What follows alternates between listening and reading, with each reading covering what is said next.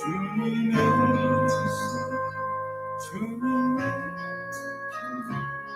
주님이 주시는 기쁨 저선배되고 주님의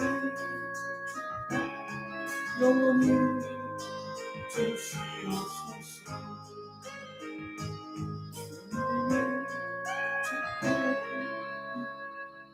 영원히 주시옵소서.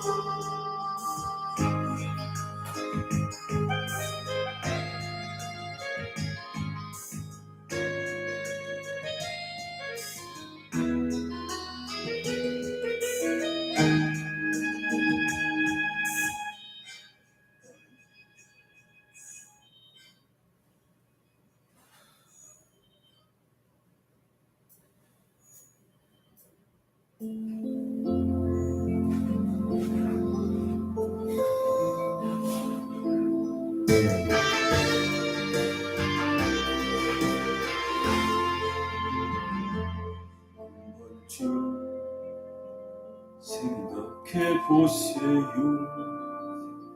이번쯤 기도해 보세요. 우리가 이 땅에 존재하는 이유를 그저 그렇게 세상에 열심히 하다가 떠나야 하는 건지 우리들의 생명을 이 세상에 보낸 무엇인가 할 일이 있잖아요. 내게 주신 사명을 내게 주신 사명을 잊지 말아요. 잊지 말아요. 인생 존재하는 이유를 잊으려만 해요.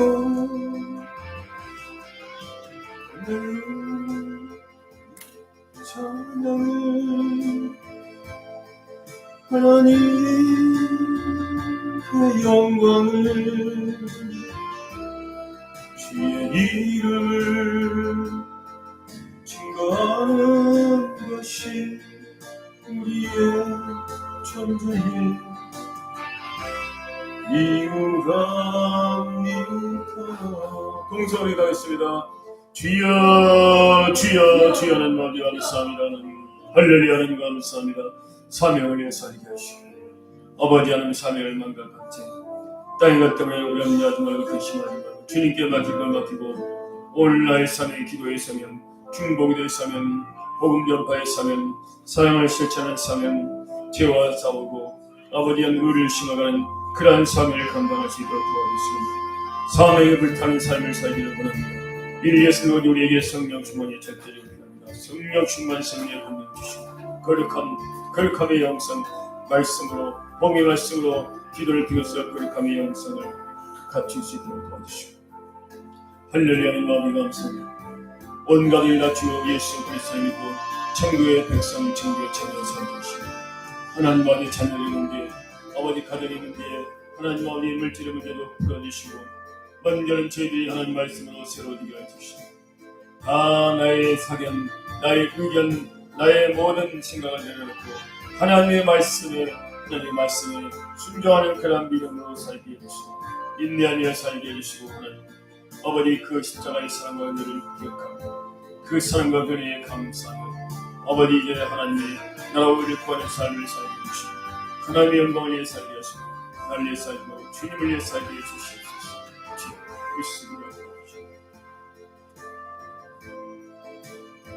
하나님 아버지 감사합니다. 오늘 우리 주님께서 십자가에 못 박아 죽으신 날 저희들의 죄와 함을 대신 지시고 그 모든 고통을 당하시고 결국은 주님께서 죽임을 당하셔야만 했었습니다.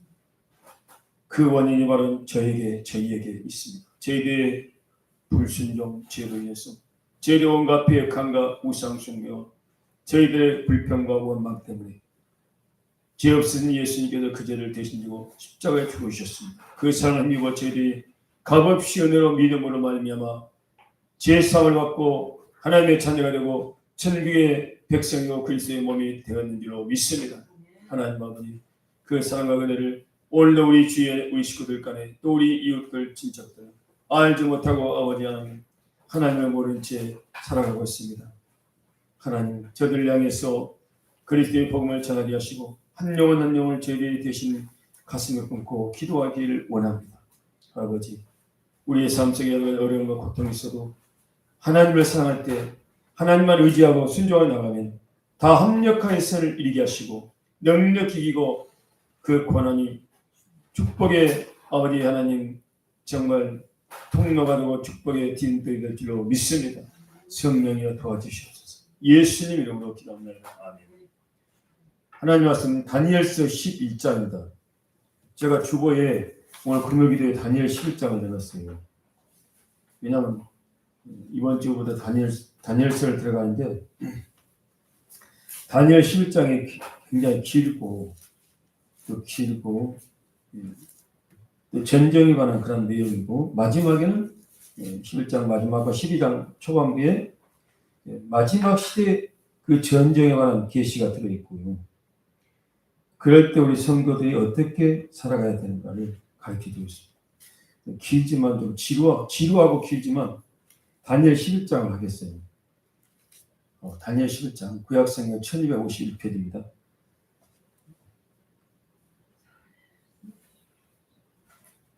그냥 한들 무슨 뜻인지 잘 그냥 남방왕 북방왕 전쟁인가 보다 그렇게 넘어가면 쉽고 편한데 또 그렇게 하면 너무 좀 성경을 그냥 넘어가 버리고 모든 부분을 그냥 넘어가는 것 같고 항상 다니엘서를 볼 때 11장 정도 가면 너무 길고 그래서 제가 다 다루지 못하고 넘어갈 때가 많이 있었는데 그래서 이번에는 먼저 어려운 다니엘서 중에 가장 긴 11장을 먼저 하고 주일 낮예배 때 1장부터 들어가려고 제가 주보에 11장을 먼저 적어놨어요. 구약 1251페이지입니다.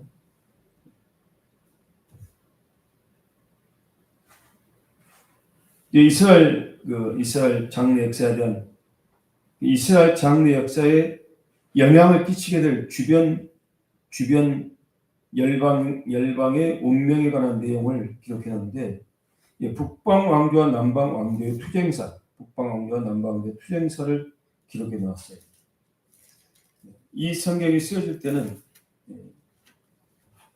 그 2600년 전 그때 성경이고 그리고 북방과 남방의 이 전쟁이 날 때는 거의 BC 한 170년, 160년 이 시점에 일어나는 전쟁의 역사입니다.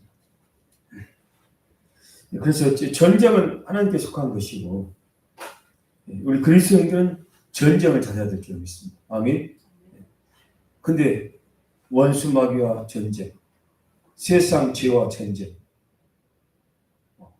근데 가장 큰 적은 붉은 용 사단이 가장 큰 적이죠. 외적으로.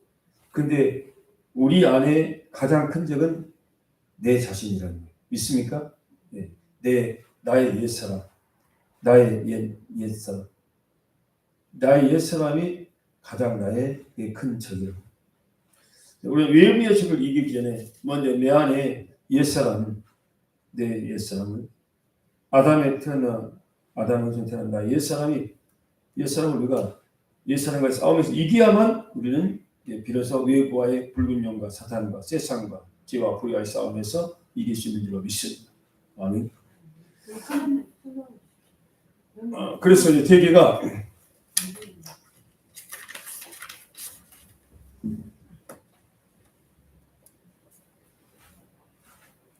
하나님께서 우리를 그리스도의 군사로 우리를 부르셨는데 가장 큰 적은 내 자신이라면서. 시대마다 그런 영적 전쟁이 있었는데,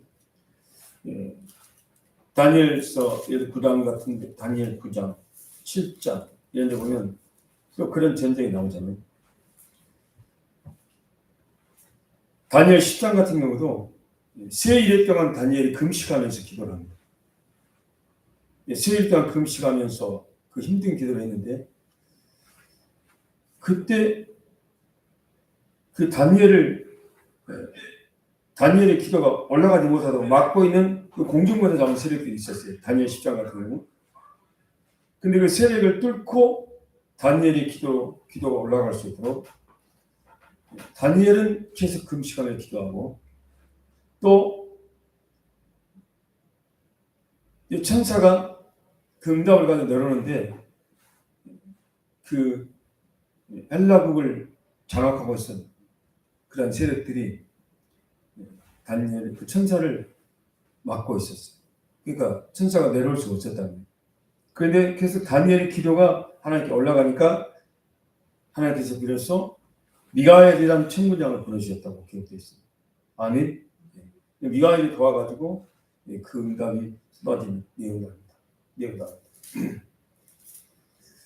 이런 남방과 북방의 전쟁을 통해서 우리는 세상에 전쟁이 있지만 그 배후에는 영적 전쟁이에요. 당시에 이스라엘과 유다의 그 성전을 중심으로 그 성전에 하나님께 나와서 예배를 드리고 또 하나님 말씀대로 살려고 하는데 그렇게 못하게 하는 그런 세력들이 공격하고 있었다는 것입니다. 이 마지막 시대도 우리는 요한계시록 12장 같은 데 보면 붉은 용과의 전쟁이 나오죠. 붉은 용과의 전쟁. 19장에 가서는 우리 그리스도인을 그리스도의 신부라고 표현했는데 또 한편 하늘의 군대로 요한계시록 19장에 표현하고 있습니다. 하늘의 군대로 우리를 부르셨다. 그러니까 하늘의 군대에서 갖춰야 될 조건이 뭐냐? 뭐겠어요? 하늘의 군대에서 갖춰야 될 조건. 거룩함이에요. 거룩한 행실과 경건함. 세마포 오른 행실의 옷으로 그렇게 표현하고 있는데 우리는 하늘의 군대, 그리스도의 군대로서 거룩함이 절대적으로 필요하다는 것입니다. 거룩함이 없이는 영적 전쟁에 나가서 싸울 수도 없습니다. 거룩함이 무너져 있는 상태에서 영적 전쟁에 나갔다가는 바로 패배를 당합니다. 그러니까 거룩한 믿음이 되고 마음과 생각이 거룩해지고 입술의 언어도 거룩해지고 삶도 거룩해졌을 때 비로소 우리는 그리스도의 완전한 군사가 돼서 영적 전쟁 현장에 나아갈 수 있는 것입니다. 할렐루야. 11장에 보시면 읽어가겠습니다. 시간이 많이 소요되기 때문에 빠른 시간에 하겠습니다. 11장 1절에 보면 메대 사람 다리오 원년에 메대 왕 다리오 왕 메대 나라 다리오 왕 원년에 그를 도와서 그를 강하게 한 일이 있었다. 내가 여기서 그라는 것은 다니엘 그나라는 것은 미가엘 천군장을 말하고 미가엘 천군장. 그 다음 2절에 내가 참된 것을 내게 보이리라. 보라 바사에서 새 왕이 일어날 것이요. 바사에서 새 왕이 일어날 것이다. 그 새 왕은 캄바세스 BC 529년부터 522년 또 스엘데스 다리오 이 새 왕을 말합니다. 캄바세스 스엘데스 다리오 이 새 왕이 일어나고 그 위에 넷째는 그들보다 힘이 부여할 것이다. 이 넷째라는 것은 에스더의 그 남편인 아하스웨로 왕 힘이 부여할 것이다. 아하스웨로 왕 때 어마어마한 대제국이 건설되고 그 잔치를 대대적인 잔치를 하지 않습니까? 그런 내용이 이제 에스더서에 나오죠. 그들과 힘이 부여할 것이며 그가 그 부여함으로 강화진 얘는 모든 사람을 충동하여 헬라 왕국을 칠 것이고 그러니까 아하스웨로 왕과 헬라의 왕을 친다면 헬라의 제국의 역사적으로 유명한 알렉산더 대제 알렉산더 대왕과 전쟁이 일어난다는 것이 2절에.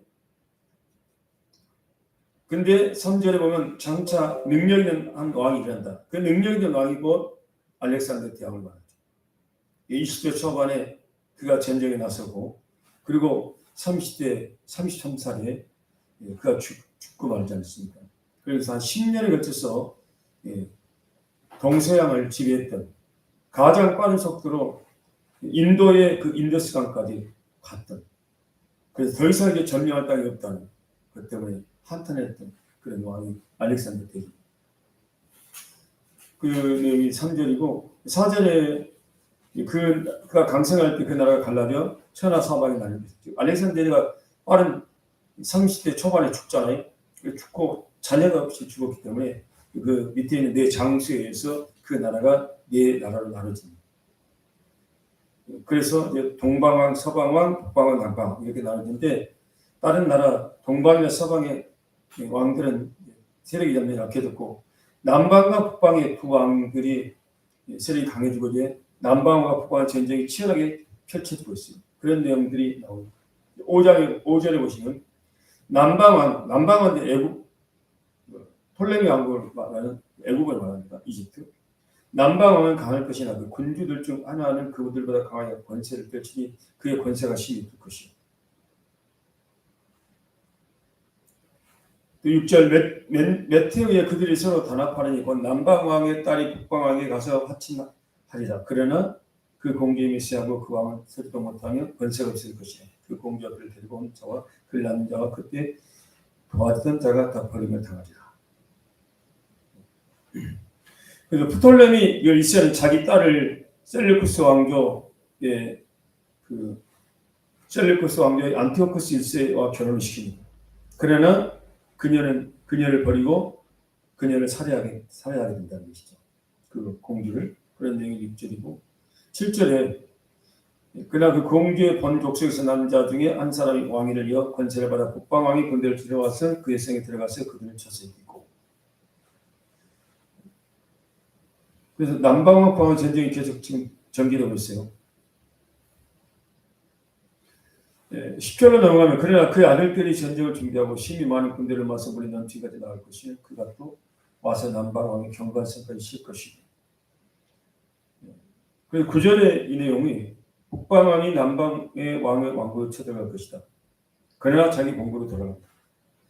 시리아의 북방은 수리아를 말하죠. 시리아 셀루쿠스 2세가 셀루쿠스 2세 칼리니쿠스가 BC 242년 애국 원정을 시도했으나 이집트 왕에게 참패를 당하고 소수의 군대만 건져가지고 퇴각한 내용이 이 구절의 내용입니다.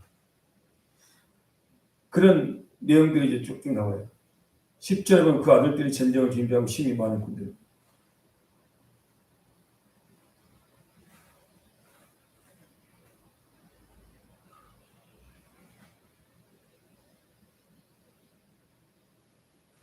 그래서 그런 내용들을 이제 시간상 다 설명할 수는 없고, 일단 남방과 북방의 전쟁이 지금 펼쳐지고 있다는 걸 아십니까? 그리고 우리가 이제 17절로 가보시면 17절에 그가 결심하고 전국에 힘을 다하여 이르렀다가 그와 같이 할 것이요 또 여자의 딸을 그에게 주어 그의 나라를 망하게 할 것이나 이루지 못하리니 그에게 무익하리라. 17절은 우리가 잘 아는 그 클레오파트라가 17절에 그 여자의 딸이 클레오파트라예요. 클레오파트라를 그 공주로 보내지 않았어요. 공주를 그 왕비로 보내잖아요. 근데 결국 그 클레오파트라가 자기 남편하고 하나가 돼가지고 오히려 친정을 대적하는 그런 일을 하게 되는 거죠. 17절의 내용들이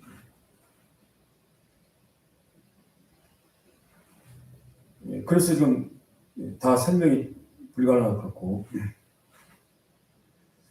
주목할 부분이 특히 이제 우리 안티오코에 비판했어요. 왜냐하면 그가 하나님의 성전에 그 제우스 신당을 세우고 또 많은 내 재산을 죽이고 때와 법을 변개하고 그렇지만 그가 갑자기 또 죽임을 당하죠. 근데 그 에피파네스가 특히 이제 적그리스도의 하나 예표적인 인물로 그렇게 학자들은 보고 있어요.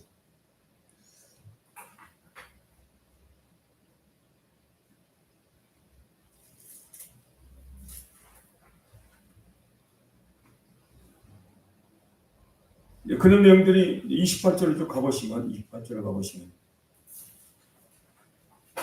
북방왕은 많은 점을 가지고 공부로 돌아가니 그는 마음으로 거룩한 언약을 거스르며 자기 마음대로 행하고 본토로 돌아갈 것이며 이시기를 작정된 기한에 그가 다시 나와서 남방에 있을 것이나 이번이 전번만 못하리니 깃댐의 매들이를 그를 칠 것이다. 그러니까 그 북방왕 안티오크 에피파네스가 로마 군대 깃댐의 배는 키프로스는 말이죠. 그 깃댐의 배 로마 군대의 공격을 받아서 결국 그가 멸망을 당하는 그런 내용입니다. 그런데 가장 다니엘서에서 우리가 중요하게 여길 내용 중에 하나가 뭐냐면 32절 내용이에요. 32절. 11장 32절 한번 읽겠습니다. 11장 32절 시작.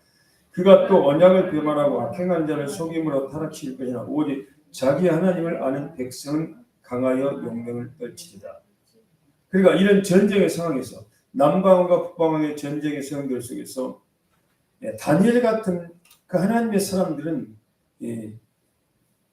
하나님을 아는 백성은 강하여 용맹을 떨친다는 것이죠. 할렐루야. 그래서 앞으로의 전쟁 시대, 세계 종말의 전쟁의 시대도 정말 믿음의 용사들은 강하여 믿음의 용맹을 떨치게 된다는 것을 예표하고 있다는 것입니다. 믿으시면 아멘. 그래서 그 적그리스도를 예표하는 그런 왕은 36절에 보면 자기 마음대로 행하고 스스로 높여 모든 신보다 크다. 스스로 그렇게 하고 신들의 신을 대적한다. 그 신들의 신은 하나님을 말하다. 하나님을 대적하고 적그리스도가 당시에도 그랬고 앞으로도 그렇게 될 것이다. 그리고 38절에 강한 신을 공경할 것이다. 강한 신은 이제 제우스 신을 말하고 그런 적그리스도는 39절에 이방 신을 힘입어 크게 견고한 산성들을 점령할 것이다. 그 팔레스타인의 그 지역을 말하는 것이죠. 그 그리스도가 오시기 전에 이런 전쟁의 시대가 있었고, 그러면서 이제 유대인들에게는 숨겨져 있는 그 하나님의 비밀, 숨겨져 있는 그러한 시간들이 있었죠. 그게 40절 이전에 39절과 40절 이전에 39절과 40절 사이에 그 행간에 하나님의 때가 하나님의 비밀이 숨겨져 있다는 그것은 곧 그리스도가 오셔서 복음이 땅까지 편만히 증거된 그 시대를 말하는 것입니다. 할렐루야. 그리고는 마지막 시대가 온다. 그리고는 40절에 11장 40절에 그러니까 마지막 시대가 이제 오면 이런 전쟁이 있는데 계시록에는 그 마지막 시대의 전쟁을 계시록 9장의 유브라데 전쟁과 16장의 아마겟돈 전쟁을 표현하고 있고 또 역사적 전체의 세계적 입장에서는 천년왕 이후에 있을 곡과 마곡의 전쟁 그래서 세 전쟁이 계시록에 남아있다고 이렇게 보고 있습니다. 그래서 우리가 겪어야 될 전쟁은 유브라데 전쟁과 앞으로 아마겟돈 전쟁입니다. 만약 우리가 살아서 주님을 맞이한다면 다시 주님 오실 때 주님을 맞이하기 전에 그 두 전쟁을 인류는 치러야 될 것입니다. 40절부터 한번 4절부터 12장 4절까지 한번 교독하겠습니다. 11장 40절부터 마지막 때에 남방왕이 그와 힘을 겨룰 것이나 북방왕이 병과 마병과 많은 대로 회의 바람처럼 그에게로 마주와서 그 여러 나라에 침공하여 물이 넘침같이 지나갈 것이요. 그가 또 영화로운 땅에 들어갈 것이요. 많은 나라를 패망하게 할 것이나 오직 에돔과 모압과 암몬 자손의 지도자들은 그의 손에서 벗어나리라. 그가 여러 나라들의 그의 손을 펴리니 애굽 땅도 면하지 못할 것이니 그가 권세로 애굽의 큰 우리가 모든 보물을 차지할 것이요. 리비아 사람과 무슨 사람이 그의 시중이 되리라. 예, 이런 일은 분명히 앞으로 일어날 것입니다. 애굽의 이집트라는 나라, 또 리비아 사람, 구스 사람 이런 데도 전쟁이 전쟁 시험대에서 들어가겠죠. 에돔과 모압과 암몬 자손 그 지도자들은 그 선에서 벗어나게 될 것이다. 그리고 사실 그 벗어난다는 그런 의미는 무엇이겠는가? 그것은 이제 하나의 저는 그것은 어쨌든 하나님께서 그렇게 에돔과 모압과 암몬 자손의 지도자는 그 선을 벗어난다고 했기 때문에 그 부분을 어떻게 해석해야 될지 그것은 아마 천년왕국이 됐을 때 천년왕국에 믿고 믿음으로 천년왕국을 들어간 자들이 있는가 하면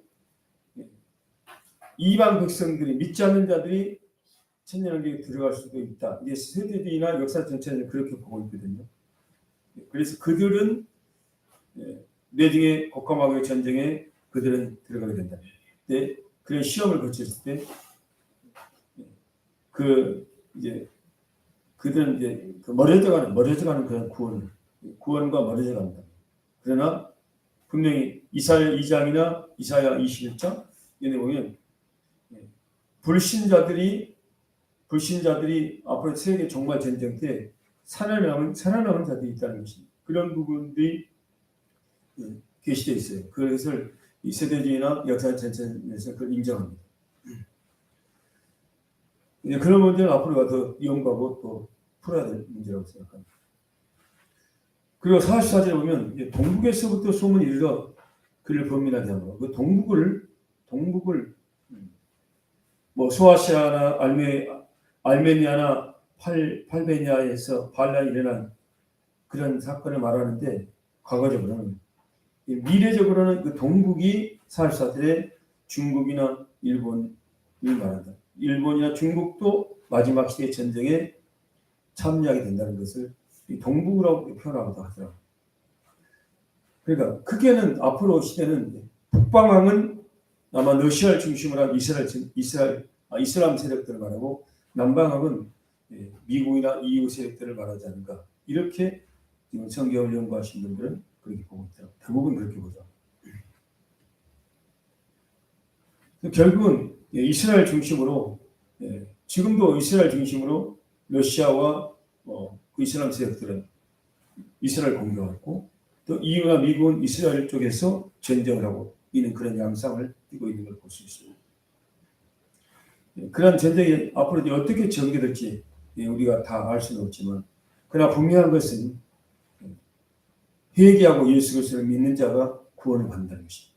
그리고 이스라엘은 앞으로 하나님께서 어떤 강력한 성령 역사를 통해서 그들이 십자가에 못 박아 죽였던 그리스도를 그들이 이제 자기들이 메시아를 거부하고 메시아를 죽였다는 걸 깨닫고 어떤 대대적인 그 민족적인 회개 운동이 일어나지 않을까. 초자연적인 그런 성령 역사로 이스라엘이 그리스도를 받아들이는 그런 시대가 올 줄로 지금 저는 생각하고 또 많은 분들도 그렇게 생각하고 있더라고요. 그게 어떤 하나님의 섭리에 의해서 성경을 보면 우리가 그렇게 결론을 내줄 수가 있습니다. 그리고 12장 1절에 보면 그때 내 민족을 호위한 군주 미가엘이 일어날 것이고 그 미가엘이 요한계시록의 12장에 나와 있죠. 미가엘이. 그러니까 이스라엘은 어떤 형태로든 앞으로 하나님께서 초자연적인 성령 역사를 통해서 예수가 그리스도라는 것을 그들에게 깨우쳐 줄 그런 역사가 일어난다는 것이죠. 아멘. 그래서 이스라엘 민족 대대적으로 하나님께 돌아오는 그런 일들이 일어날 것입니다. 그리고 미가엘 천군장이 또 이스라엘을 돕기 위해서 많은 천사들과 함께 오게 될 것을 말하고 있습니다. 이런 또 환란이 있을 것이고 12장 1절에 결국 이르러 없던 환란, 전무한 환란이 이 땅에 임하는 것이죠. 그래서 요한계시록에 보면 큰 환란으로 표현되어 있습니다. 예수님도 마태복음 25장이나 24장 이런 부분에 26하고 20장 이렇게 말씀하셨습니다. 그래서 이제 예수 그리스도가 오시면 수치를 당하여 영원히 부끄러움을 당할 자가 있는가 하면 또 그때 지금 영혼은 천국 가 있지만 육체까지 영혼이 내려와서 영육간에 부활돼서 영원한 생명의 부활로 부활될 그 영혼도 있는 것이죠. 믿습니까?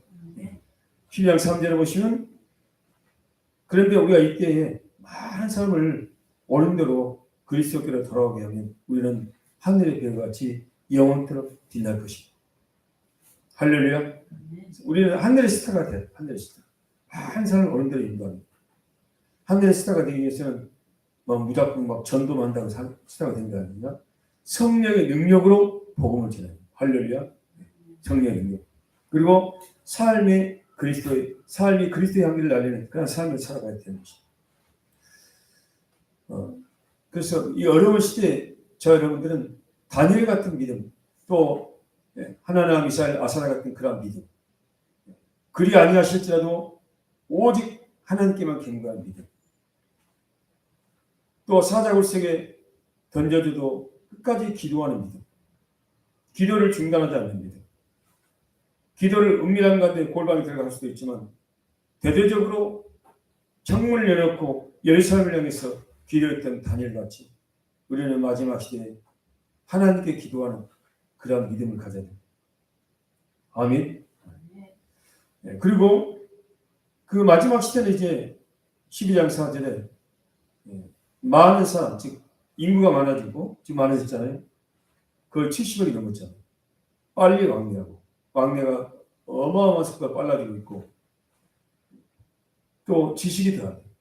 그 지식이 더해서 지금 인공지능의 시대가 됐어. 인공지능의 시대가 됐어. 어느 정도 됐느냐? 인공지능을 개발하는 그런 많은 인공지능에 그런 관계된 사람들을 그동안 양성했는데 그 인공지능을 예를 들어 수천 명을 그 회사에서 양성했는데 그 사람들이 인공지능을 더 나은 인공지능을 개발했어요. 그러니까 자기들이 할 일이 없어요. 그래서 수천 명이 해고되는 그런 상황까지 오고 있습니다. 그리고 인공지능이 어느 정도 올라가면 인공지능이 인간이 통제할 수 있는 인공지능의 AI가 나와요. 근데 그게 이미 요한계시록에도 칼에 상하였다가 살아난 짐승에게 생기가 들어가니까 그 짐승이 말을 하게 된다.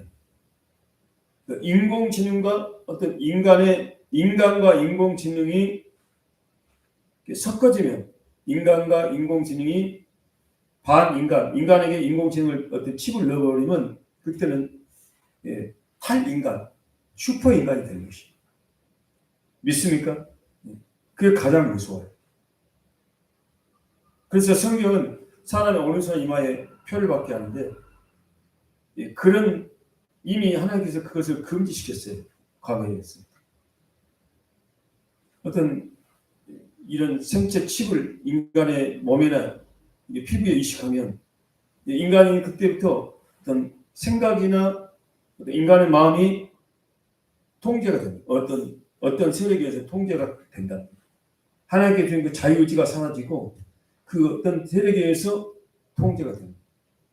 그런 것을 예를 들어 실험쥐를 통해서 다 해보니까 그렇게 쥐들이 통제를 받더라는 것입니다.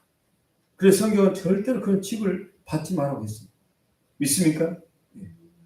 그 지식이 더하는 시대, 이제 복제인간이 문제가 아니고 다 이미 복제인간은 다 됐고 그 다음에 인간의 어떤 만유인력의 법칙이라든가 중력의 법칙, 또 인간의 모든 과학은 이미 다 발전해가지고 다 그 모든 과학은 더 이상의 어떤 새로운 세계가 없어요. 그리고는 이제는 그 인간은 양자역학이라는 그런 세계로 들어가고 있습니다. 그 양자역학과 인공지능 이런 게 또 컴퓨터 이런 게 앞으로 이렇게 믹서가 되면 어마어마한 이 세상이 될 것입니다. 그리고 결국 인간은 하나님의 창조자 하나님의 영역까지 인간은 올라가요. 하나님을 대적하게 되고 인간이 하나님의 자리까지 올라가요. 인간이 또 영원히 사는 과학, 의학 기술을 갖다 여러 가지 그 발달로 인해서 인간이 이제 영원히 사는 그런 단계까지 이르게 될 것입니다. 그러나 인간은 죄를 가지고 영원히 살면 그것은 더 이상 막을 수가 없잖아요. 그래서 창세기에도 하나님께서 범죄한 아담과 하와에게 어떻게 했습니까? 예. 범죄한 상태에서 생명나무 열매를 먹고 영원히 살면 안 되니까 생명나무의 길을 두루두루 그거는 도는 불칼을 든 불입천사를 통해서 막았어요. 그래서 애들을 쫓겨나면서 생명나무 길로 갈 수 있는 길이 막혔죠. 근데 예수 그리스도가 오심으로 그 길이 열렸어요. 할렐루야. 계시록 1장도 2장에도 생명나무 열매를 먹고 영생하도 그렇게 하나님께서 길을 열어주셨던 것입니다. 아무튼 이런 모든 시대를 보면서 그가 정말 우리 주님의 재림의 시대가 가까이 왔음을 항상 깨어서 기도하고 문제는 우리들 자신이 전도 범도는 그리스도의 신부가 되고 또 우리의 가족, 자녀들, 손자들, 손녀들 또 친척들, 그 이웃들 그들의 영혼을 구원해서 끊임없이 기도하고 또 그들에게 복음을 전하고 그들에게 사랑을 베푸는 삶을 살아가야 될 줄로 믿습니다. 그 일은 쉬운 일이 아닙니다. 정말 어려운 일이고 많은 시간을 우리가 엎드려야 되고 지금 기도하고 그렇게 해야 돼요. 사실 한마디만 더 말씀드리자면 오늘날 교회가 기도가 사라졌어요.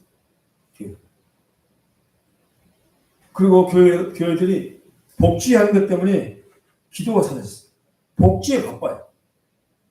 물론 복지를 통해서 어르신들을 전도하고 영혼을 구원하는 건 중요합니다.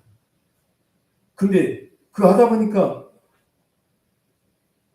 어떤 급수가 등급이 나와야 되니까 아무래도 또 이렇게 사실과 좀 사실을 더하는 그런 내용이 들어갈 수가 있고 또 이제 돈의 어떤 맛을 알게 돼요. 돈. 복지가 되니까 돈이 나오니까. 처음에는 영혼을 구원하는 마음을 했는데 이게 그 처음에 시도와 달리 이 돈에 대한 그런 마음에 돈의 우상이 들어오기 시작해요. 기도 안 해도 어느 정도 되니까 또 돈이 들어오니까 기도의 필요성을 못 느낍니다. 그게 문제라는 예수님께서. 그래서 우리는 끝까지 기도의 자리를 지켜야 되고 기도의 시간을 지켜야 됩니다. 믿습니까? 꼭 그렇게 물론 우리 사모님 그걸 본을 보여주고 계신데요. 기도를 쉬지 말아야 돼요. 저희들이 얼마 전에 기도하러 올라가면 이제 기도하러 오신 분이 거의 없습니다. 그냥 저희들만 올라가니까 부끄러워요. 때로는. 남들은 이렇게 안 하고 열심히 지금 복지하고 그러면서 돈을 벌고 또 목회다고 하는데 너희들 할 일이 없어. 맨날 기도하러 오느냐. 누가 꼭 그렇게 말하는 것 같아가지고 근데 성경님은 그게 아닙니다. 쉬지 말고 기도하라. 많은 기도를 쌓아라. 기도를 포기해서는 안 된다. 내 집은 기도하는 집인데 기도하는 자가 없다. 다 무너진다. 건물도 무너지고 숫자도 다 무너지고 근데 최후에는요 기도하는 분이 남는다. 저는 그걸 직접 주님께 받았어요. 저 개인의 체험입니다만 우리 주님이 오실 때 마지막 몇십 명 저와 함께 기도하는 분들이 있었어요. 그들이 주님 오시니까 그 마지막 나팔소리가 들리고 올라가면서 우리들이 그리스도의 정결한 신부로 변화돼가지고 하얀 세마꽃이 되고 정결한 그리스도의 몸으로 영원하게 변화돼서 주님을 맞아 올라가다가 그 꿈을 깼어요. 그리고 주님 저는 이런 목회 안 하고 저도 다른 사람들처럼 그렇게 어떻게 해보겠습니다. 그랬을 때 주님께서